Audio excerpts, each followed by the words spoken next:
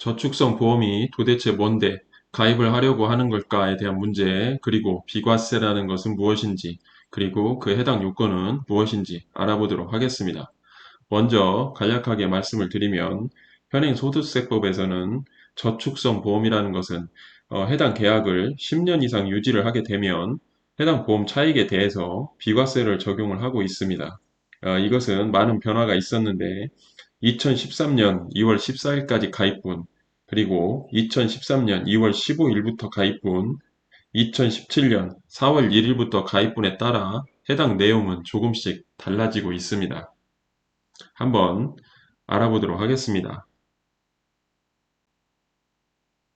이자 소득의 개념 중 저축성 보험의 보험 차익이 포함되게 되는데, 다만 다음 항목의 어느 하나에 해당하는 보험의 보험 차익은 제외를 하게 되는 것입니다. 제외를 한다는 뜻은 거꾸로 말하면 비과세 혜택을 주겠다는 뜻이 되겠습니다. 최초로 보험료를 납입한 날부터 만기일 또는 중도 해지일까지 기간이 10년 이상으로서 대통령령으로 정하는 요건을 갖춘 보험이라고 되어 있습니다. 대통령령으로 정하는 요건을 갖춘 종신형 연금보험이라고 되어 있습니다. 이 두 가지 내용에 해당하는 보험이라고 하면 그것은 바로 비과세 혜택을 볼 수 있는 저축성 보험이 되겠습니다. 다음, 저축성 보험의 보험 차익에 대해서 알아보도록 하겠습니다. 보험 계약에 따라 만기 또는 보험의 계약 기간 중에 받는 보험금, 공제금 또는 계약 기간 중도에 해당 보험 계약이 해지됨에 따라 받는 환급금에서 납입 보험료 또는 납입 공제료, 보험료라고 합니다. 납입 공제료를 뺀 금액을 말하는 것입니다.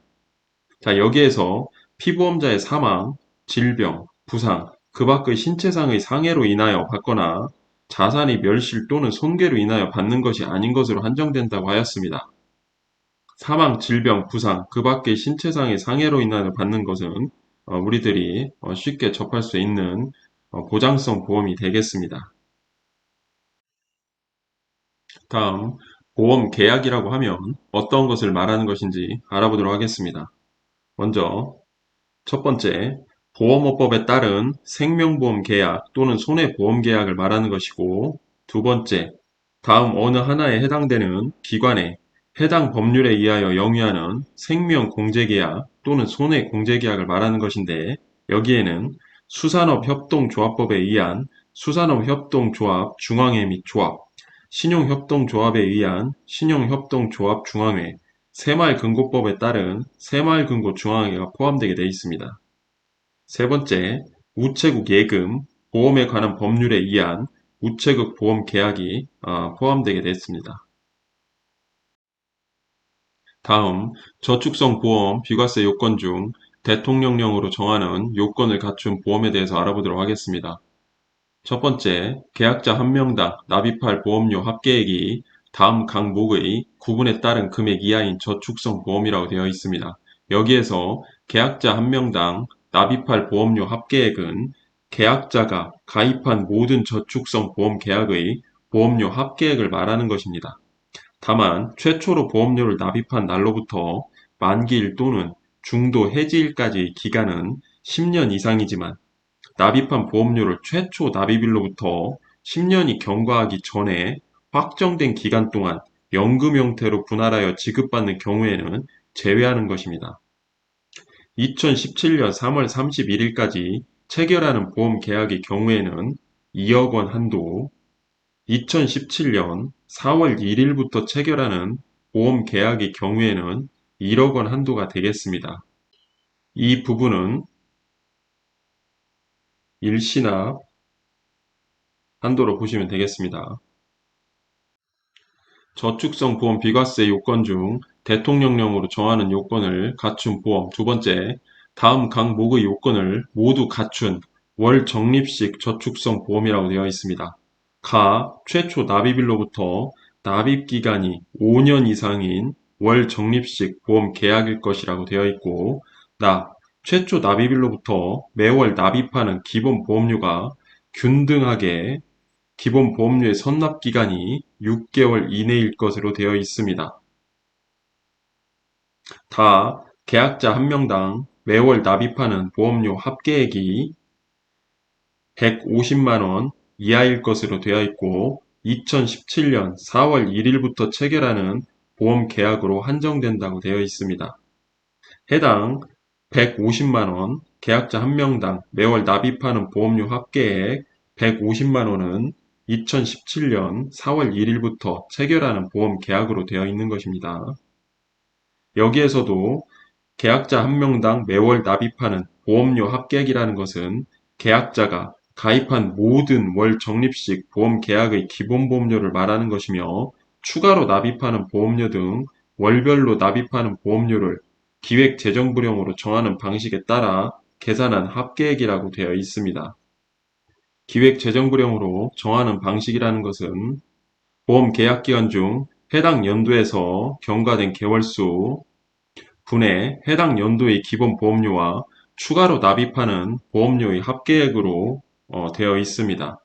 간단하게 말해서 월 150만 원의 보험료 곱하기 12개월 계산하면 1,800만 원이 나옵니다. 해당 연도 1,800만 원만 초과하지 않으면 비과세 혜택을 볼 수 있다라는 뜻이 되겠습니다. 다음, 저축성 보험 비과세 요건 중 대통령령으로 정하는 요건을 갖춘 종신형 연금보험이 되겠습니다. 첫 번째, 계약자가 보험료 납입 계약 기간 만료 후에 55세 이후부터 사망 시까지 보험금 수익 등을 연금으로 지급받을 것. 두 번째, 연금 외의 형태로 보험금 수익 등을 지급하지 아니할 것. 세 번째, 사망 시 보험 계약 및 연금 재원이 소멸할 것. 네 번째, 계약자와 피보험자 및 수익자가 동일하고 최초 연금 지급 개시 이후 사망일 전에 중도 해지할 수 없을 것. 매년 수령하는 연금액이 다음의 계산식에 따라 계산한 금액을 초과하지 아니할 것으로 되어 있습니다. 이 조건을 모두 만족하는 것이 바로 종신형 연금보험이라고 보시면 되겠습니다.